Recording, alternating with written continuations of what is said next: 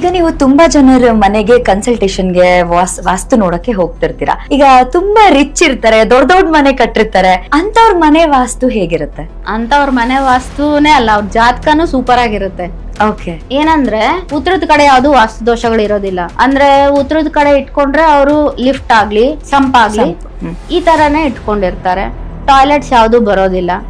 ಮುಖ್ಯವಾಗಿ colours, aunty colours ಇರೋದಿಲ್ಲ. ಜಾತಕದಲ್ಲೂ 10ನೇ ಮನೆ, 9ನೇ ಮನೆ, 11ನೇ ಮನೆ ಗ್ರಹಗಳ ದಶಾ ಭುಕ್ತಿ ನಡೀತಾ ಇರುತ್ತೆ. ಆಗ್ನೇಯದ ಕಡೆ ಏನು ವಾಟರ್ ಎಲಿಮೆಂಟ್ಸ್ ಇರೋದಿಲ್ಲ.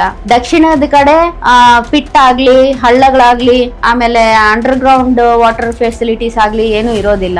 ಈ ರೀತಿ ಯಾವ ಮನೇಲಿ ಇರೋದಿಲ್ವೋ. ಇನ್ನ ಒಂದು ಮುಖ್ಯವಾಗಿ ಏನಂದ್ರೆ ಪಶ್ಚಿಮದಲ್ಲಿ ಅವ್ರು ಮಲಗ್ತಾ ಇರ್ತಾರೆ. ಎಲ್ಲಾರು ನೈಋತ್ಯ ಮಾಸ್ಟರ್ ಬೆಡ್ರೂಮ್ ತುಂಬಾ ಒಳ್ಳೇದು ಅಂತಾರೆ. ನೈಋತ್ಯಕ್ಕಿಂತ ತುಂಬಾ ಒಳ್ಳೇದು ಪಶ್ಚಿಮ, ವೆಸ್ಟ್ ಬೆಡ್ರೂಮ್. ನೈಋತ್ಯದಲ್ಲಿ ದೊಡ್ಡವ್ರು ಮಲಗ್ಬೇಕು. ಆ ಮನೆಯಲ್ಲಿ ಸಂಪಾದನೆ ಮಾಡೋರು ವೆಸ್ಟ್ ಅಲ್ಲಿ ಮಲಗ್ಬೇಕು, ಪಶ್ಚಿಮದಲ್ಲಿ.